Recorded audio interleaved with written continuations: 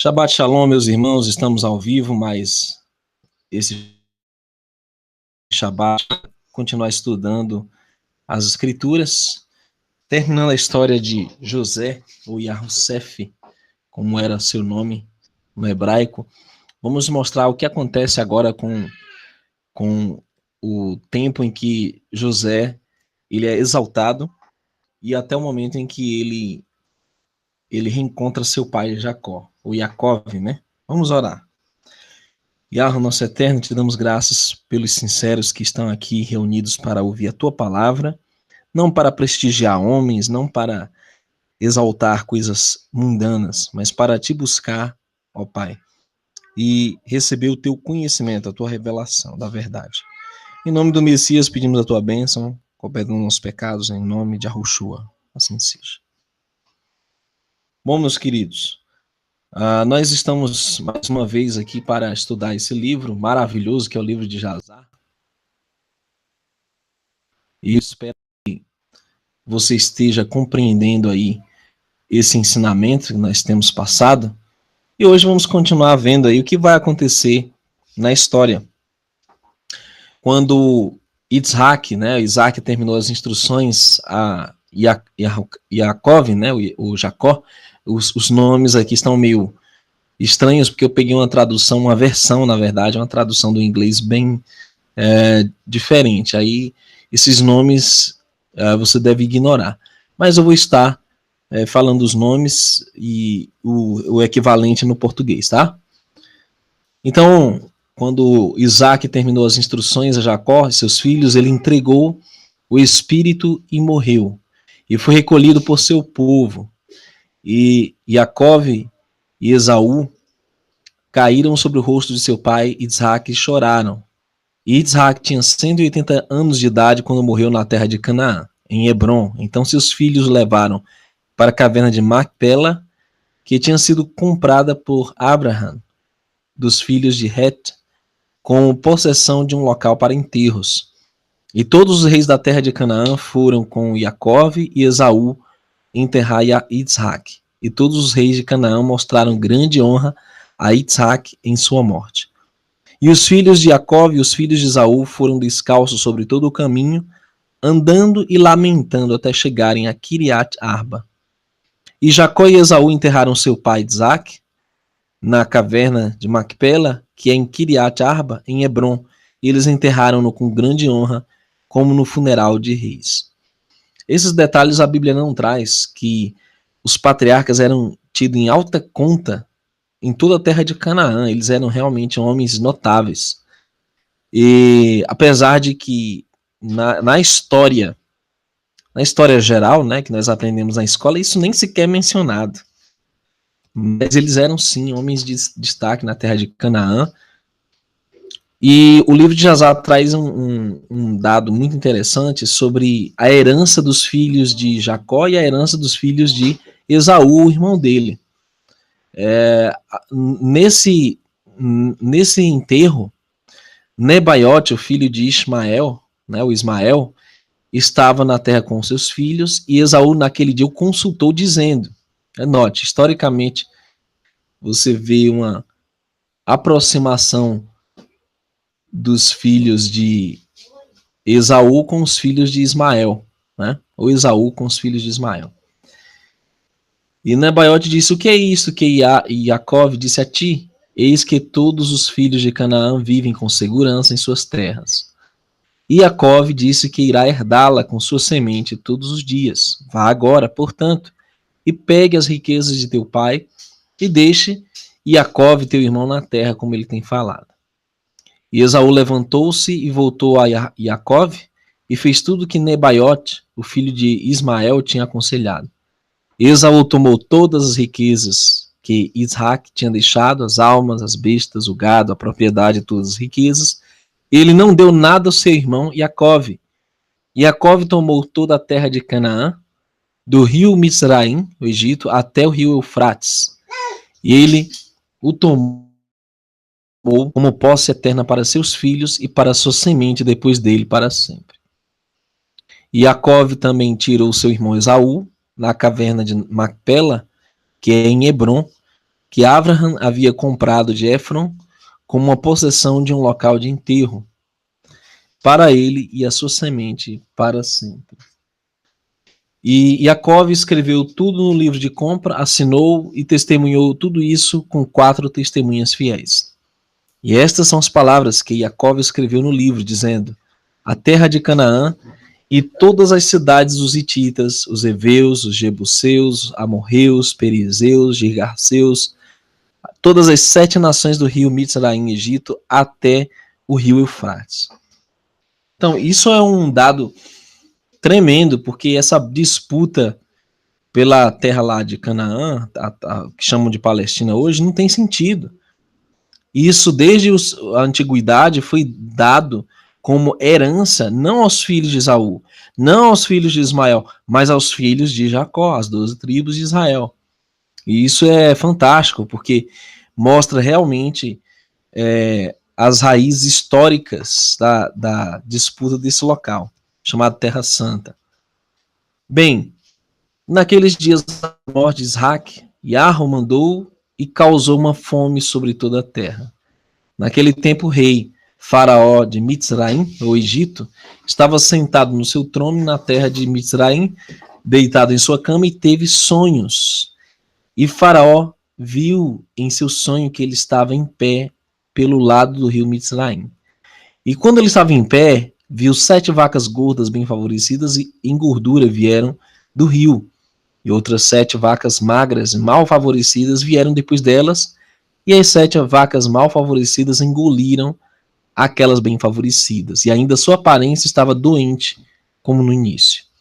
Ele acordou, ele dormiu novamente e sonhou uma segunda vez, e ele viu, eis que 7 espigas de milho surgiram após um caule, grandes e boas, e 7 espigas finas brotaram com o vento do leste depois delas. E as espigas finas, as completas. E o relato de Jazar, conforme que também está na Bíblia, continua dizendo que as 7 espigas finas brotaram com o vento do leste, e as espigas finas engoliram as completas, e Faraó acordou de seu sonho. E de manhã o rei lembrou-se de seus sonhos, e seu espírito infelizmente foi incomodado por conta de seus sonhos. E o rei apressou-se e chamou e apelou a todos os magos de Mizraim, os sábios, e eles vieram e ficavam diante do faraó. E o livro de Jazar dá um detalhe bem específico sobre o que aconteceu.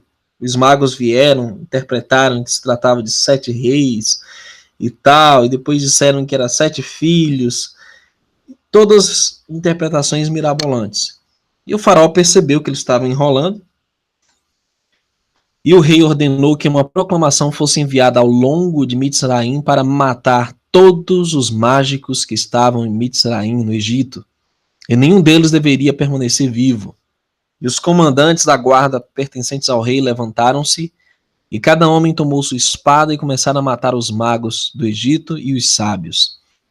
E depois desta, Merod, o mordomo-chefe do rei, veio e curvou-se diante do rei e sentou-se diante dele. E o mordomo disse ao rei que o rei viva para sempre e seu governo seja exaltado na terra. Tu estiveste irritado com teu servo naqueles dias, agora 2 anos passados, e coloca-me no confinamento. E estive lá algum tempo no confinamento, eu e o chefe dos padeiros. E havia entre nós um servo hebreu pertencente ao capitão da guarda. Seu nome era Yahussef, seu mestre havia ficado irritado com ele, colocou na casa do confinamento, e ele atendeu-nos lá. Então, o tal copeiro do rei, o Merodes, né? E é interessante que o livro já dá detalhes, os nomes, as datas, locais, genealogia e todo um background, um contexto histórico, né?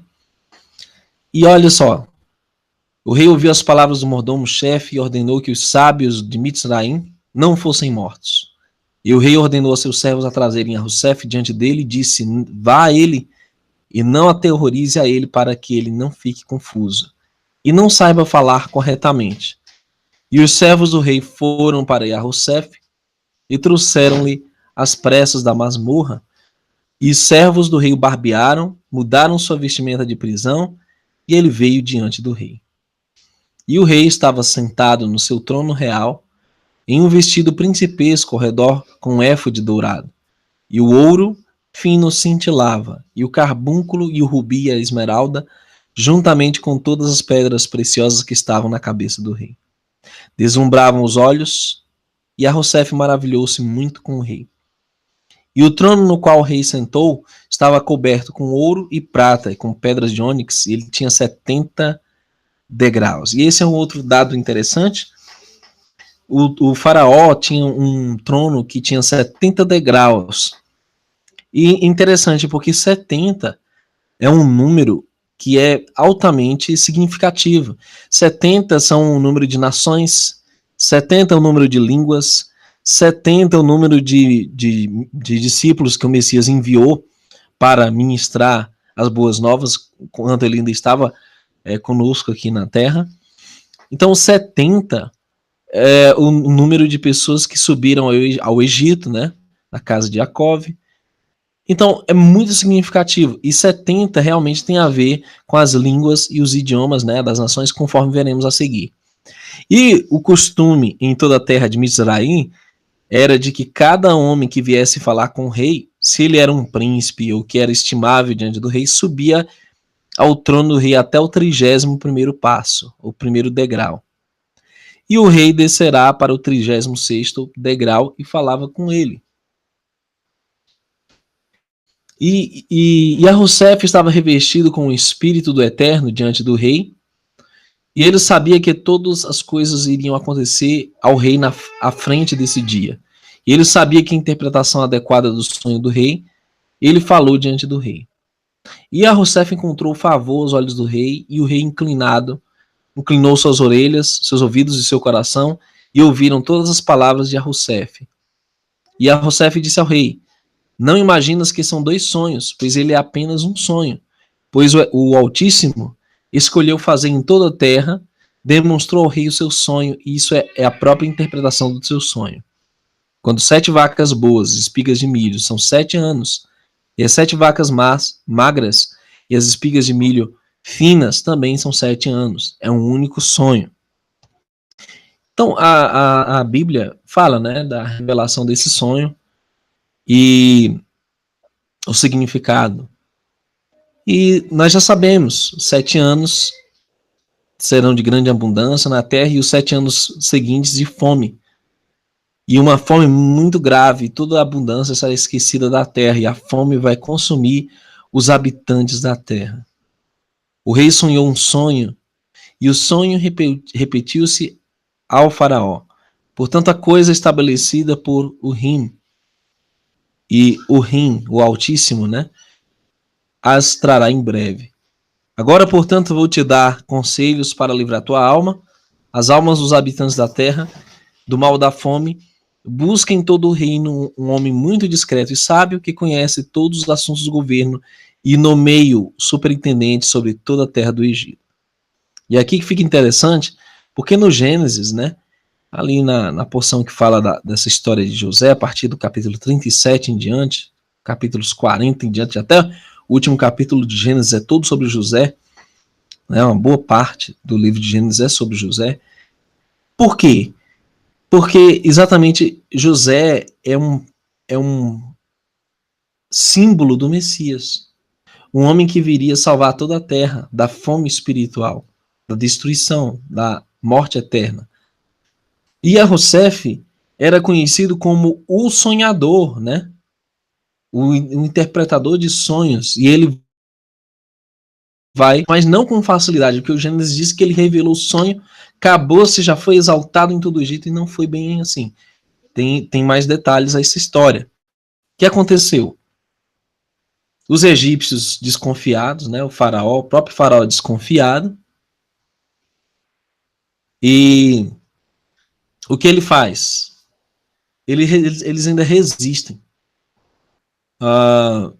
Então José tem que dar um sinal para ele de que essas palavras são verdadeiras. O que é que acontece? No verso 63 do livro de Azar, José, o Yahussef, propõe o seguinte sinal. Eis que tua esposa está sentada neste dia, após nas fezes do parto, ela te deu à luz um filho, e tu irás se alegrar com ele. Quando teu filho tiver ido adiante desde o ventre de sua mãe, teu primogênito, que nasceu nesses 2 anos, deve morrer. E tu serás confortado na criança que vai nascer a ti neste dia. E Yahussef terminou falando estas palavras ao rei, e curvou-se diante do rei e saiu. E quando Yahussef tinha saído da presença do rei, os sinais que Yahussef tinha falado ao rei aconteceram nesse dia. Então, esse detalhe não está na Bíblia. Somente no livro de Azar. Né? Sinal tremendo. E a rainha deu à luz um filho nesse dia, e o rei ouviu as boas novas sobre seu filho e se exultou. E quando o informante tinha ido diante da presença do rei, os agentes do rei encontraram o filho primogênito do rei caído morto no chão. E houve grande lamentação e ruído na casa do rei, e o rei ouviu e disse: o que é ruído e lamentação que eu vi na casa? E eles disseram ao rei que seu filho primogênito tinha morrido. Então o rei soube das palavras que Yahussef tinha dito, né? Estavam corretas. E o rei foi consolado por seu filho, pela criança que nasceu-lhe nesse dia, como Yahussef tinha falado. Então, não é que imediatamente Yahussef saiu da prisão, foi exaltado após revelar o sonho, não. Teve esse detalhe aí, ainda guardou, né, o cumprimento desses sinais aí que se seguiram logo após ele ter falado.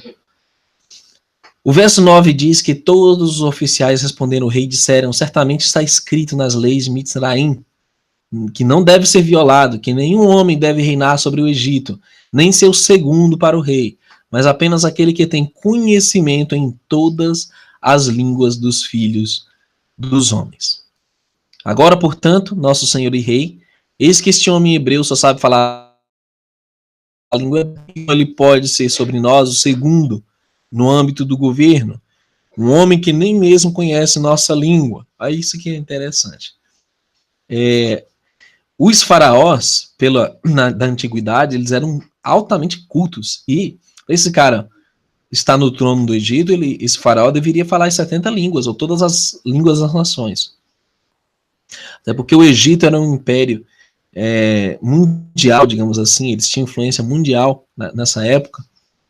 Era o reino que tinha toda as características para a pretensão para ser um império mundial, né? E o que aconteceu? Agora pedimos para chamá-lo, que ele venha diante de ti e prova-lhe em todas estas coisas e faça como lhe bem parecer. E o rei disse: isso deve ser feito amanhã. E a coisa que você disse é boa. E todos os oficiais vieram no mesmo dia diante do rei. E naquela noite, olha que interessante, e naquela noite, Yahweh, o Altíssimo, o Criador, enviou um de seus mensageiros de ensinamento, um anjo, né? Um Melahim, um anjo, e ele veio para a terra de Mitzraim a Yahussef, e o mensageiro de Yahweh ficou sobre Yahussef, e eis que Yahussef estava deitado na cama, à noite na casa de seu mestre, no calabouço, pois seu mestre tinha colocado ele de volta para o calabouço por causa de sua esposa. E o mensageiro despertou-lhe do seu sono, e Yahussef levantou-se, e eis que o mensageiro de Yahweh estava em pé, de frente a ele. E o mensageiro de Yahweh falou com Yahussef e ensinou-lhe todas as línguas dos homens naquela noite, e ele chamou seu nome Yahussef. Agora, o que é interessante, queridos, é que realmente o dom de línguas existe, mas não é aquele reteté que a gente ouve das profetadas dos pentecostais, não é aquilo. O dom de línguas, né, o dom de idiomas das nações. O cara fala árabe, francês, japonês, chinês, entendeu? Russo, não é esse reteté. Eu, inclusive, vi essa semana lá o Feliciano transferindo a unção dele para os discípulos lá, e um cara falava em língua, ele interpretava. E, e a palhaçada foi tanta que quando o sujeito ele falava um pedacinho, nem terminava de falar, o cara já estava falando, interpretando, e quem dominava a fala não era quem estava falando, era quem interpretava, que era o Feliciano. E aí o Feliciano vai e concluiu a fala para o outro que estava falando. Quer dizer, é uma palhaçada sem tamanho. Então esse reteté não é bíblico, né? O que você tem é o dom de línguas conhecidas na escritura. E é o que a Rousseff recebeu do Altíssimo, e de manhã o rei mandou todos os funcionários e agentes, e todos vieram e sentaram-se diante do rei, e o rei ordenou que a Rousseff fosse trazido, e os servos do rei foram e trouxeram a Rousseff diante do faraó. E o rei veio adiante, subiu os degraus do trono, e a Rousseff falou com o rei em todas as línguas, e a Rousseff subiu a ele e falou ao rei, antes que chegasse diante do rei, no 70º degrau. E sentou-se diante do rei, e o rei muito exultou por Rousseff, e os oficiais do rei exultaram grandemente com o rei quando ouviram todas as palavras de Rousseff.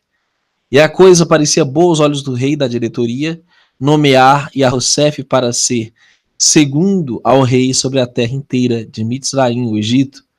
E o rei falou com Rousseff, dizendo: agora tu me deste conselhos para designar um homem sábio sobre a terra do Egito, em ordem, por sua sabedoria, livrar a terra da fome. Agora, portanto, uma vez que o Altíssimo fez tudo isso conhecido a ti e todas as palavras que tu tiveste falado, não há em toda a terra um homem discreto e sábio como a ti. E teu nome não será chamado Rousseff, mas Afnat Paneah deve ser teu nome. Será segundo a mim, e segundo a tua palavra devem ser todos os assuntos do meu governo. Sob tua palavra, meu povo deverá sair e entrar, que é dado a eles mensalmente. E a ti todas as pessoas na terra, só no meu trono eu serei maior do que tu. E o rei tirou o anel de sua mão e colocou-o sobre a mão de Rousseff, e o rei vestidos de Rousseff, com um vestuário principesco, e colocou uma coroa dourada sobre sua cabeça, e ele colocou uma corrente dourada em seu pescoço. Também debaixo de sua mão, meus servos e oficiais receberão o salário.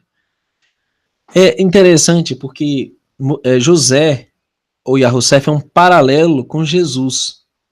O nome do Messias não é Jesus, nem Cristo e nenhum desses títulos que foram conferidos. Mas ele recebeu um nome pagão, como José recebeu, o Rousseff recebeu um nome pagão, né? Zafnat Paneah, para que ele fosse um instrumento universal para a salvação das nações, dos gentios.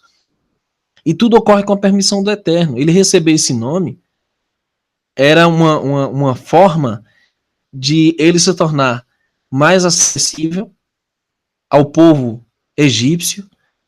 Ele mudou as vestes dele, colocou uma peruca, né? Deve ter colocado aquele colar. Aliás, ele colocou, né? Colar, conforme vimos aí. Ele parecia um egípcio, começou a falar como um egípcio, mas ele não era egípcio, e nem sua língua era o egípcio.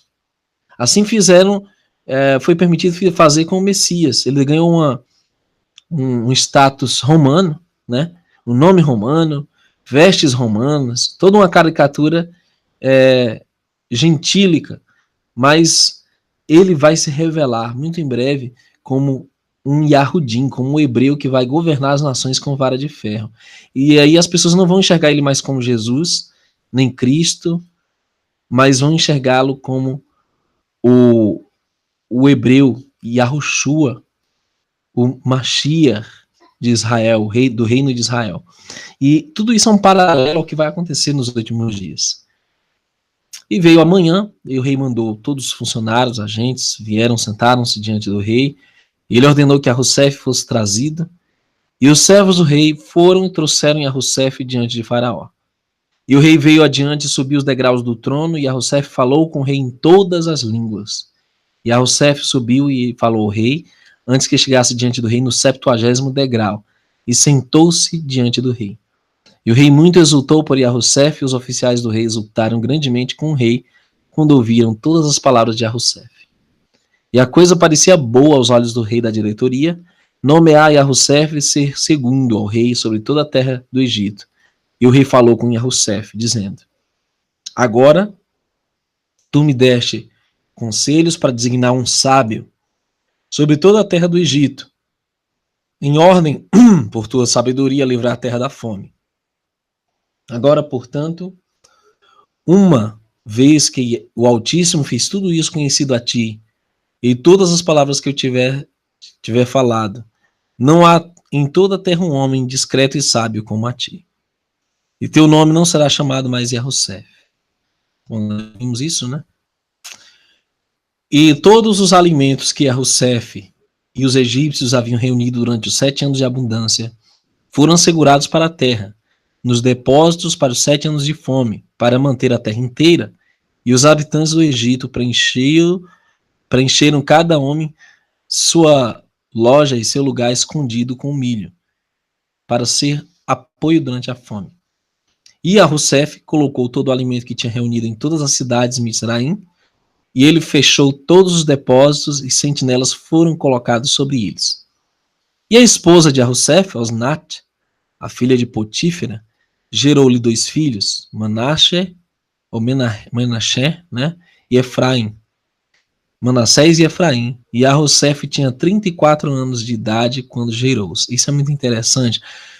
Mais uma vez, o livro de Jazar dá detalhes de quem era essa Osnat, e a esposa de José, a egípcia, né, filha de um sacerdote egípcio, Potífera, né, se não me engano, e a idade que José tinha quando gerou esses filhos, né, no decorrer desses 7 anos de fartura, quando ele foi exaltado. E ele foi exaltado aos 30 anos, e isso é revelado também pela Bíblia, assim como o Messias iniciou seu ministério aos 30 anos de idade. E o livro de Jazar diz que os rapazes cresceram e andaram em seus caminhos e suas instruções, não desviaram do caminho que seu pai ensinou-lhes, quer para a direita ou para a esquerda. E Arro estava com os rapazes, e eles cresceram e tinham conhecimento e habilidade e sabedoria em todos os assuntos de governo, e os oficiais do rei e seus grandes homens dos habitantes de Mitzraim, Egito, exaltaram os rapazes, e eles foram criados entre as crianças do rei. Agora note, esses garotos, filhos de um hebreu, cresceram no Egito, falavam egípcio, se vestiam como egípcios, mas não eram egípcios. A semente deles era israelita. Assim, queridos, Manassés e Efraim são o exemplo, hoje, de nós que somos de nacionalidade brasileira, mas somos descendentes de israelitas. A semente, o sangue que corre nas nossas veias é sangue hebreu, e a maioria não sabe disso, principalmente no Nordeste, pessoas que descendem de israelitas que vieram fugidos de perseguição papal e tudo, hoje se dizem brasileiros, até atacam os hebreus, os israelitas no YouTube e etc. Esse aqui é mais chocante, né? Mas Manassés e Efraim sabiam da sua ancestralidade, sabiam que o pai deles era hebreu, filho de Jacó, Israel, um filho de Abraão, herdeiro da promessa, servo do Altíssimo. E nós temos que nos conhecer primeiro para enfrentar o nosso inimigo, para conhecer os nossos inimigos. O autoconhecimento é o caminho, é o primeiro passo para a vitória, para ter sabedoria. E esses rapazes, Manassés e Efraim, eram descendentes de Israel. Bom, queridos, agora o povo de Mizraim, durante a fome, foram até o rei com uma reclamação, e isso é um detalhe curioso que a Bíblia não traz. Eles disseram: como tua alma vive, nosso Senhor, teus servos fizeram tudo o que Yosef ordenou. E teus servos também reuniram em toda a produção de seus campos durante 7 anos abundância e colocou em depósitos até esse dia. E quando a fome prevaleceu sobre teus servos, abrimos o depósito, eis que todos os nossos produtos estavam cheios de vermes e não estava apto para comer. É assim que o Eterno faz, meus queridos. O ímpio pode ter um bunker, pode armazenar munição, pode armazenar muita comida, mas se ele não tiver o Eterno na vida dele, se eu também não tiver o Eterno, se nós não tivermos o Eterno na nossa vida, não vai adiantar estocar alimento. Vai encher de bicho, vai encher de verme, vai apodrecer tudo. E tem muita gente aí querendo usar da força humana para enfrentar a tribulação, os últimos dias. Só que não adianta ser pela nossa própria força. Tem que ser pelo poder do Eterno. Por quê? Porque o armamento do ímpio vai virar pó. A comida do ímpio vai estar cheia de verme. Você tem que ter o Eterno na sua vida, tem que fazer uma aliança com o Eterno. Tem que buscar o arrependimento, techuvá, o retorno às raízes hebraicas da nossa fé. A aprender a instrução do Altíssimo, a Torá, guardando o Shabat, se abstendo de alimentos impuros, se vestindo e praticando uma conduta conforme as Escrituras, no relacionamento, na vida sexual, na vida sentimental, no convívio na sociedade, em família, tudo dentro dos moldes da Escritura. Infelizmente, muita gente quer ter a bênção do Deus de Israel, mas não quer o Deus de Israel. Aí é um problema muito grande. E aí então eles virou bichos lá, vermes. E quando o rei ouviu tudo que tinha acontecido aos habitantes de Mitzraim, o rei ficou com muito medo devido à fome. E ficou muito apavorado. E o rei respondeu ao povo de Mitzraim, dizendo: desde que tudo isso aconteceu a vocês, vá até Yosef, façam tudo o que ele disser a vocês. Não transgridam seus mandamentos. E todo o povo de Mitzraim saiu e foi a Yosef, e disseram-lhe: dê-nos alimentos, senão nós morreremos diante de ti devido à fome. Nos reunimos nossa produção durante os 7 anos, como tu mandaste, e colocamos no depósito, e portanto tudo isto caiu sobre nós. E quando Yosef ouviu todas as palavras do povo de Mitzraim e o que tinha acontecido, Yosef abriu todos os seus depósitos e vendeu ao povo de Mitzraim. E é isso que o Eterno vai fazer, meus queridos. Quando nós formos fiéis, nós vamos ter não só para nós, mas também como abençoar outros. Isso é fantástico. E o povo de Mitzraim respondeu o rei, né, e mostrando o que aconteceu depois, Jacó mandou seus filhos: quando vocês forem para a cidade, não entrem juntos em um portão por causa dos habitantes da terra. E os filhos de Jacó saíram e foram para Mitzraim, e os filhos de Jacó fizeram tudo como seu pai tinha ordenado. E Jacó não enviou Benjamim, né, o Benjamim, pois ele disse: pois algum acidente pode acontecer na estrada como a seu irmão, e 10 dos filhos de Jacó saíram. Enquanto os filhos de Jacó estavam indo no caminho, se arrependeram do que tinham feito a Yosef e falavam uns aos outros, dizendo: sabemos que nosso irmão Yosef foi para Mitzraim, e agora vamos procurar-lhe, onde vamos.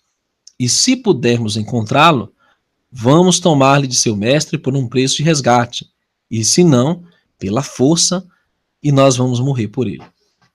E os filhos de Jacó concordaram com esta coisa e fortaleceram-se devido a Yosef para livrar-lhe da mão de seu mestre. E os filhos de Jacó foram para o Egito, e quando chegaram perto do Egito, separaram-se uns dos outros, e vieram através de 10 portões do Egito, e os guardas dos portões escreveram seus nomes nesse dia e levaram-os a Yosef à noite.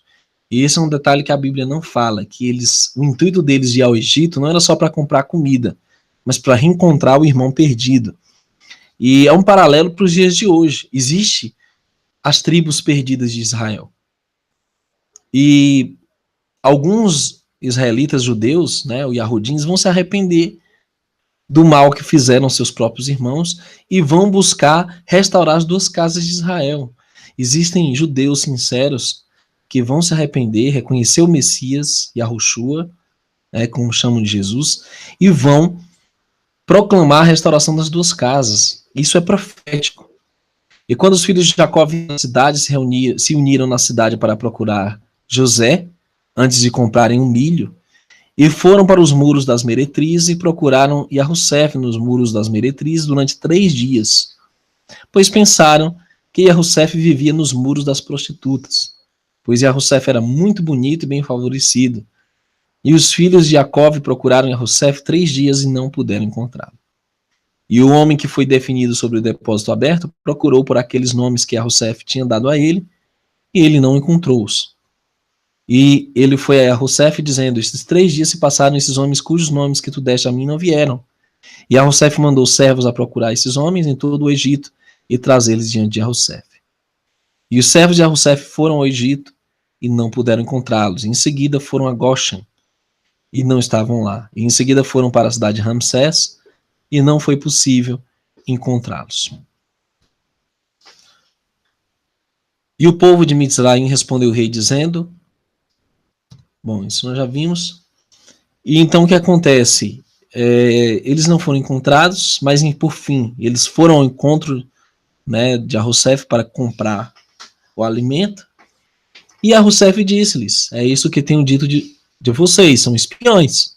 Vieram para matar os habitantes da terra, pois ouvimos que 2 de seus irmãos mataram todos os habitantes de Sherem, o Siquém, na terra de Canaã, devido a sua irmã. E vocês agora vieram fazer semelhante em Mitzraim, o Egito, por causa de seu irmão. Só assim saberei que vocês são homens verdadeiros.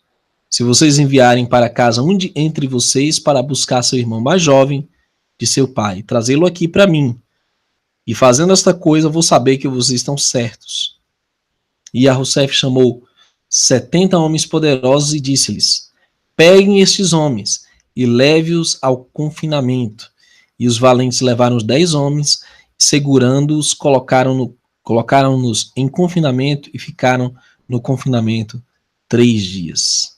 Interessante, 70 homens representando as 70 nações, mas que não, de certa forma, eles não tinham o mesmo poder dos filhos de Jacó, né? E Manassés, ou Menachem, né?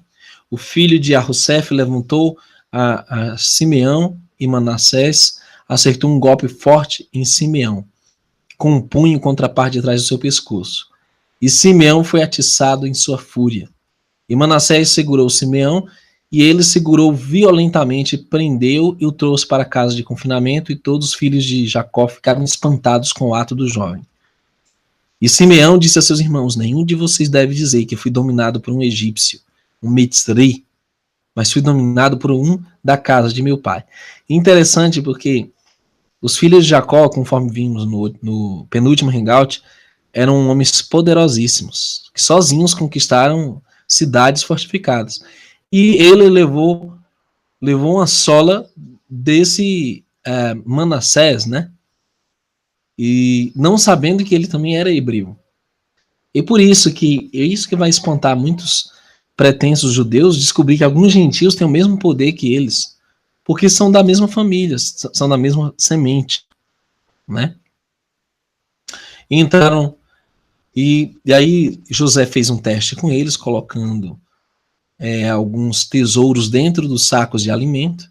E quando eles chegaram em casa e abriram o saco, olharam, eis que no saco, o dinheiro de cada homem estava lá, no qual eles e seu pai ficaram grandemente apavorados. E Jacó disse: que é isso que fizeram a mim? Enviei seu irmão Yahussef para inquirir sobre seu bem-estar, e vocês disseram-me: uma besta selvagem o devorou. E Simeão foi com vocês comprar alimento, e vocês disseram que o rei do Egito colocou na prisão. E vocês desejam pegar Benjamim para causar sua morte também, e derrubar meus cabelos brancos de tristeza, e ao túmulo de Benjamim e seu irmão Yarosef? Agora, portanto, meu filho não irá com vocês, pois seu irmão está morto e foi deixado sozinho. E corruptores podem abatê-lo pelo caminho em que vocês vão, como se abateu sobre seu irmão. Então, a princípio, Jacó não permitiu que eles levassem Benjamim, mas aconteceu que quando o milho acabou, o agregado inteiro de Jacó estava assolado pela fome, e as crianças, e todas as crianças dos filhos de Jacó, reuniram-se e se aproximaram de Jacó, e cercaram-lhe e disseram: dê-nos pão, para que, portanto, todos não pereçamos através da fome na tua presença. E Jacó ouviu as palavras das crianças de seus filhos e chorou um grande choro, e sua pena foi despertada por eles. E Jacó chamou por seus filhos, e todos vieram e sentaram-se diante dele. E Jacó disse-lhes: não viram como seus filhos choraram sobre mim neste dia, dizendo: dá-nos pão, e não há nenhum? Agora, portanto, vão e comprem para nós um pouco de comida. E Arudá respondeu e disse a seu pai: se tu enviares nosso irmão conosco, nós iremos e compraremos milho para ti. Se tu não quiseres enviar, então nós não iremos.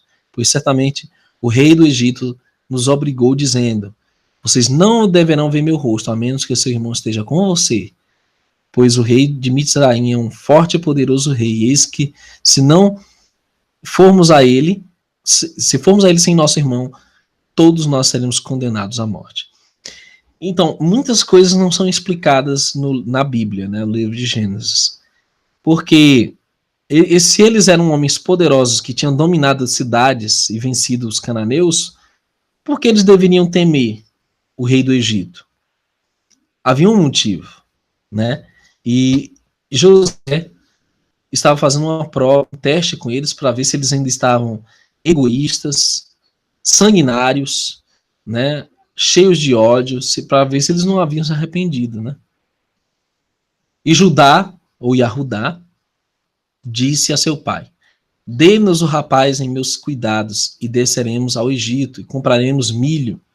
E em seguida, quando retornarmos, se o rapaz não estiver com a gente, então deixe-me ter a tua culpa para sempre. Tu não viste as nossas crianças chorando diante de ti devido à fome?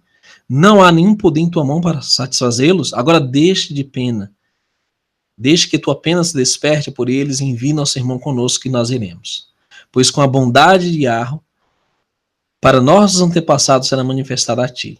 Quando tu dizes: o rei do Egito irá tirar teu filho, como Yahweh vive, não deixarei até que eu traga e coloque-o diante de ti.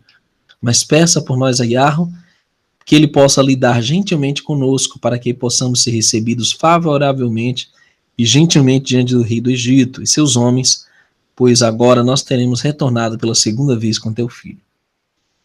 E Jacó disse aos filhos que confio no Altíssimo, ele pode livrá-los, dar-lhe favor aos olhos do rei do Egito e os olhos de todos os seus homens.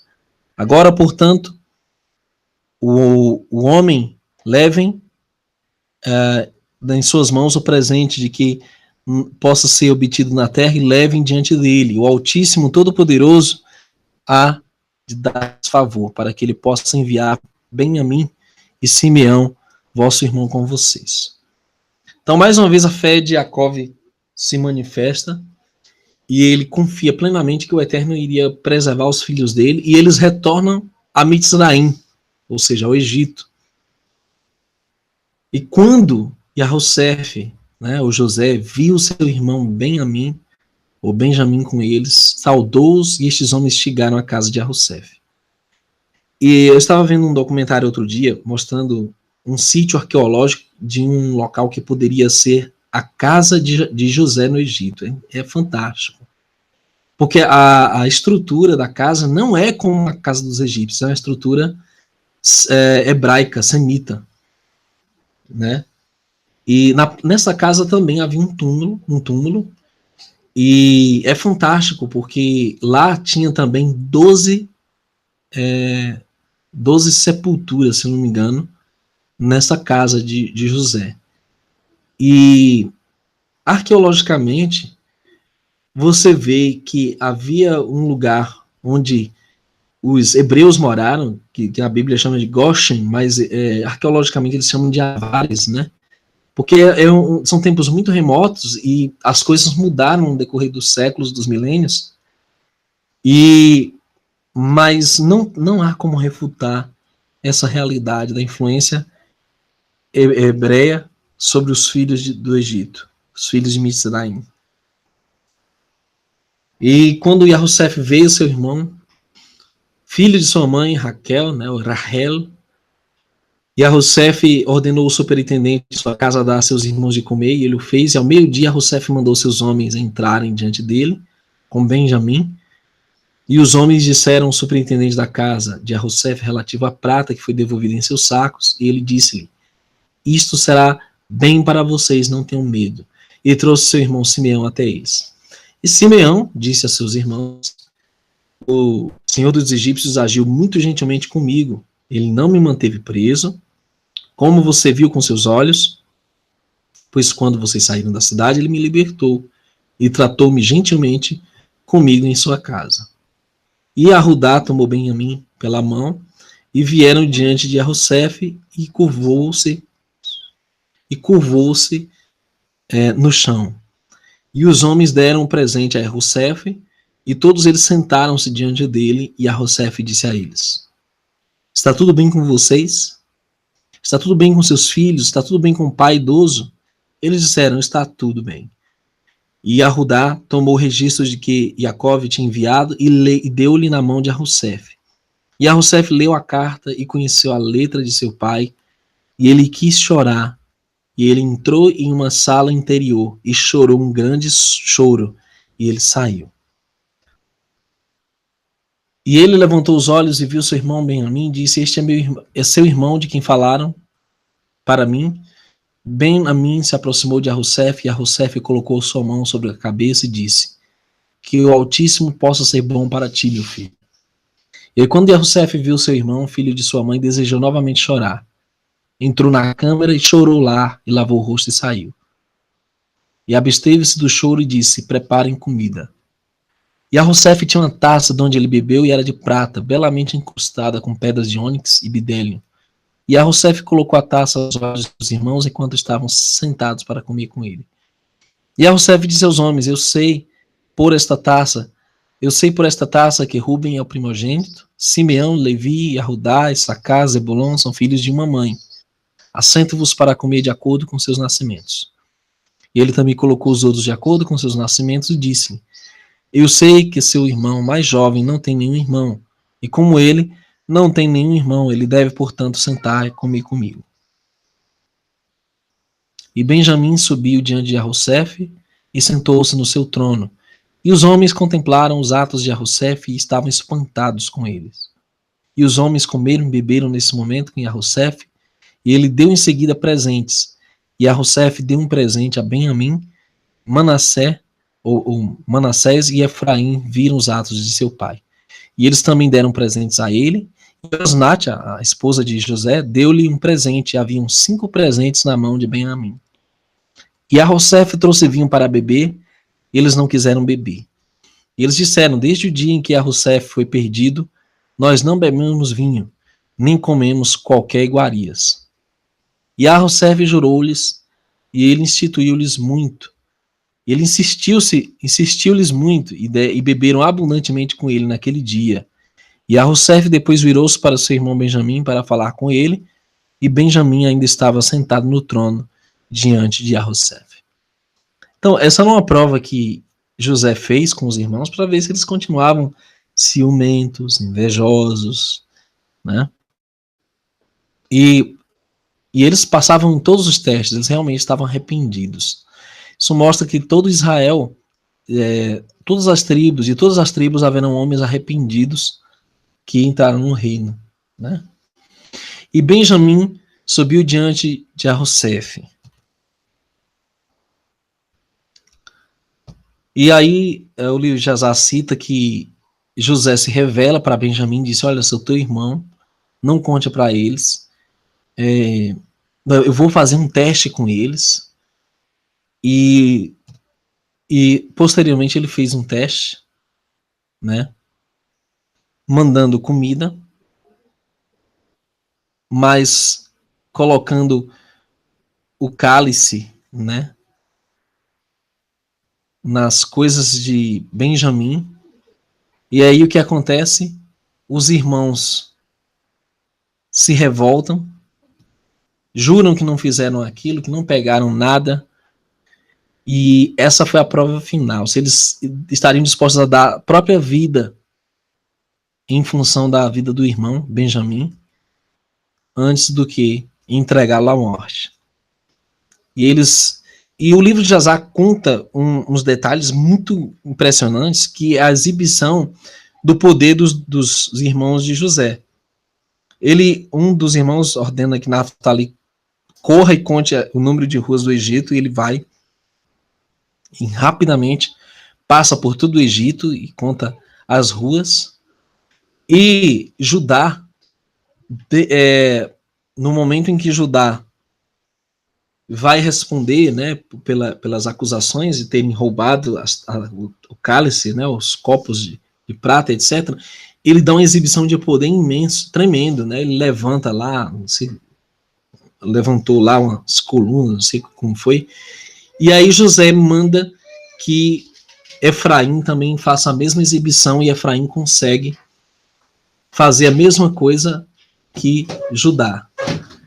E é interessante porque Judá reconhece que nenhum homem, a não ser que seja hebreu, conseguiria fazer aquilo, né, que Efraim fez e que Manassés fez também inicialmente.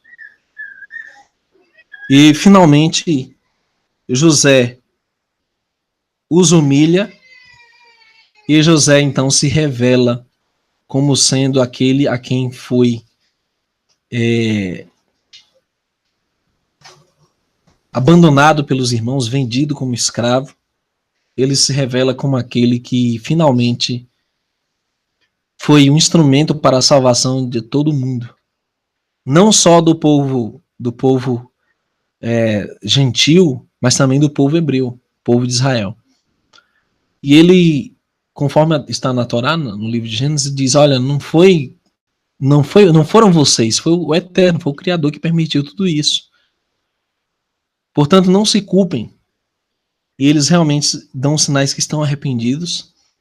E é memorável o reencontro, e emocionante, né? O reencontro de José com os irmãos, a revelação que ele faz: eu não sou egípcio, sou hebreu, eu sou o irmão perdido de vocês.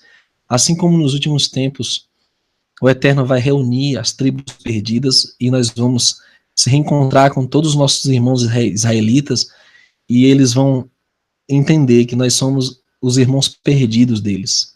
Nós somos da mesma família. Não só espiritual, não só Israel espiritual, mas Israel sanguíneo também. Nas nossas veias corre o sangue de Abraão, o pai da fé, né?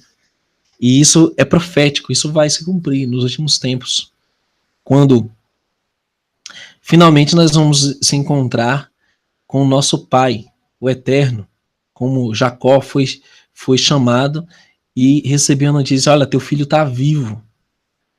E ele vai encontrar-se com José, né, e a Rossef. E é fantástico os detalhes que o livro de Jazá descreve sobre o reencontro de Jacó com José, e posteriormente o que acontece. Muitos eventos se desenvolve depois disso. Ele conta até uma disputa que houve após a morte de Jacó, quando eles foram enterrar lá em Macpela. Os filhos de Esaú vão lá querer fazer confusão, e há uma guerra entre essas famílias, e tudo isso está no livro de Jazá, isso não está na Bíblia, ok? Então, para você conhecer a história do nosso povo Israel, você que está em restauração, principalmente você que já entendeu o papel das duas casas de Israel, como tudo isso funciona na restauração, né, ação da escritura, você que está lendo o livro de Jazá, está lendo o livro de Enoque, está redescobrindo sua identidade hebraica, né, principalmente irmãos nordestinos, e praticamente todas as nações da terra, né, foram benditas em Abraão. Então, continue em restauração, meus irmãos. Vamos guardar essa mensagem como exemplo de, de providência do Altíssimo, como ele está guiando o seu povo Israel. Assistam os vídeos que nós fizemos sobre as tribos dispersas, quem são essas tribos, onde estão, quem são. Nós falamos também sobre a reunião, né, das 12 tribos, e o Altíssimo é maravilhoso para conosco, tornando relevante mais uma vez a história do nosso povo de Israel, a história de Yahussef, ou José, e trazendo à luz essas verdades que estavam até o momento encobertas, ok? Agradecendo aí a todos os irmãos que estão ao vivo nesse chat, agradecendo ao apoio mostrado por esse trabalho. Nós estamos nos preparando para o congresso no final desse mês. Agradecendo os irmãos que contribuíram e estão contribuindo para esse congresso acontecer, não só convidando pessoas, que já preenchemos todas as vagas, né? Não há mais vagas, mas também apoiando financeiramente e contribuindo para que o reino de Israel seja restaurado. Ok? Shalom a todos. Que a paz do Altíssimo esteja na vida de vocês, em nome do Messias e Yahushua. Até o próximo Hangout.